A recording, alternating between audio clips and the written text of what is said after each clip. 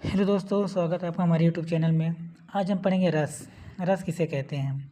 तो चलिए शुरू करते हैं। किसी काव्य को पढ़ने, लिखने और सुनने से जो आनंद का भाव प्रकट होता है उसे हम रस कहते हैं। आचार्य भारत मुनि ने इसे काव्य की आत्मा कहा है। जैसे भोजन में स्वाद महत्वपूर्ण होता है, ठीक वैसे ही कविता में रस जरूरी होता है। रस के 4 अंग होते हैं। पहला स्थायी भाव, जो इंसान के दिल में हमेशा रहते हैं, जैसे प्रेम, क्रोध, डर। दूसरा विभाव, वे कारण जिनसे रस जागता है, सुंदर दृश्य, कोई दुश्मन। तीसरा अनुभव, जिनसे शरीर की हरकतें होती हैं, शरीर का अपना पसीना आना।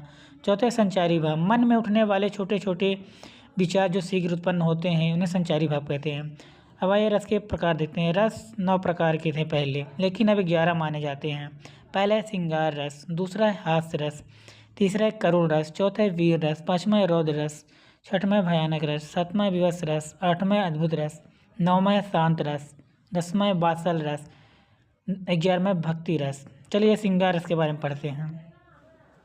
श्रृंगार रस, जब नायक और नायिका के मन में स्थित रति नामक स्थायी भाव का मेल जब विभाव, अनुभाव और संचारी भावों से होता है, तब वह श्रृंगार रस का रूप ले लेता है। उसे रसराज, रसों का राजा भी कहते हैं। उसे हम श्रृंगार रस भी कहा जाता है। उदाहरण, मेरे तो गिरधर गोपाल दूसरों न कोई।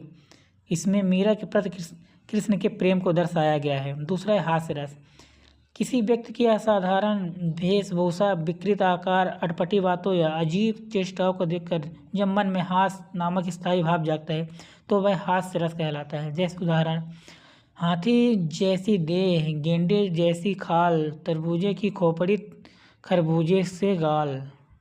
ये उदाहरण है हास्य रस का। तीसरा है करुण रस,